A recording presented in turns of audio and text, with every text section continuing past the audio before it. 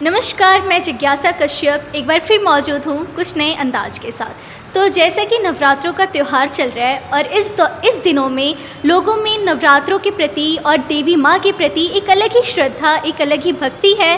तो चलिए हम बात करते हैं सौरभ भैया से। इनका अध्यात्म के प्रति एक अलग ही रुझान है। तो नमस्कार भैया आपको मेरा। नमस्कार। मेरा सवाल आपसे ये रहेगा कि नवरात्रों का त्यौहार आखिर क्यों मनाया जाता है, इसके पीछे मनाने का राज क्या है? नवरात्रि का जो त्यौहार है इसके अलग अलग पुराणों में अलग अलग मान्यता है। कहने को नवरात्र साल में 4 बार आते हैं।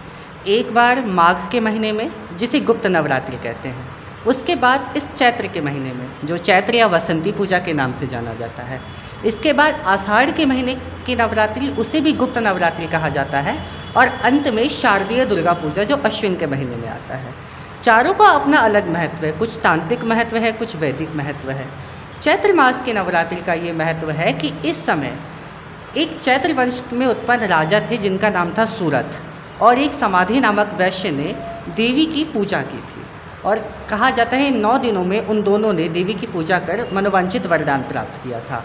राजा सूरथ जो राज्य से हार कर आए थे, और वैश्य जो था एक समाधि नामक वैश्य था जिसे उसके परिवार ने उसे बाहर कर दिया था, तिरस्कृत कर दिया था। तो इन दोनों ने 9 दिनों तक देवी की उपासना की, और उसके फलस्वरूप राजा सूरथ को अगले मनवंतर में मनु बनने का वरदान मिला, और समाधि नामक वैश्य को महाज्ञान प्राप्त हुआ जिससे उन्हें मोक्ष मिला। चैत्र नवरात्रि की मनाने का यही कारण था। और अश्विन मास की नवरात्रि के बारे में तो सभी जानते हैं कि श्री राम ने 10 दिनों तक देवी दुर्गा की पूजा की थी।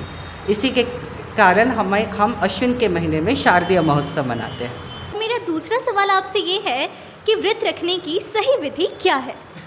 देखिए, अभी बहुत भ्रम फैल चुका है इस समय व्रत को लेके बहुत लोगों में कि कुछ भी लोग खा लेते हैं, व्रत का सही मायने नहीं रह गया है। बिल्कुल बिल्कुल। हाँ, तो व्रत रखने की विधि जो हमारे शास्त्रों में बताई गई है, दरअसल व्रत का मतलब ही संयम है। अगर मन में एक बार ये भी आ जाता है कि हम भूख लग रही है, अभी व्रत है, रात में क्या खाने को मिलेगा, तभी व्रत टूट जाता है।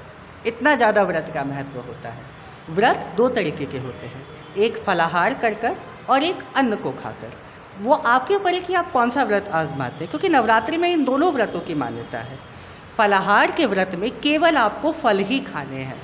ये कुट्टू का आटा, सेंधा नमक, ये सब चीज़ें तो आज के समय बनाई गई हैं। पहले के समय में इसका कोई वो नहीं था।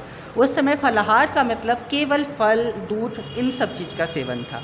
और अन्नहार में तो जो भी हमारे अन्न हैं वो सब आ जाते हैं, किंतु सात्विक भोजन उसमें भी सब कुछ नहीं। तो व्रत करने का मतलब ये नहीं कि व्रत के नाम पे हम पूरे दिन केले के चिप्स या पकौड़े, साबूदाने के या पापड़ ये सब खाए जा रहे हैं। व्रत का मतलब है आत्मसंयम। सबसे बड़ा व्रत है मन को नियंत्रित करना। अक्सर मैंने लोगों से सुना है कि वो व्रत रखते हैं तो लोग कहते हैं कि व्रत वाले चिप्स खा सकते हैं, लेकिन आपके इस बात से स्पष्ट होता है कि व्रत रखने के भी अलग अलग मायने हैं और व्रत को कैसे रखा जाता है। बहुत बहुत धन्यवाद आपका। आपका भी बहुत बहुत धन्यवाद जिज्ञासा। मुझे बहुत खुशी हुई कि कुछ जानकारी मैं आप सभी लोगों के साथ साझा कर पाया। बहुत बहुत धन्यवाद। थैंक यू भैया, आपने अपना समय दिया हमें। धन्यवाद। आज के लिए बस इतना ही। बने रहिए हमारे साथ। धन्यवाद।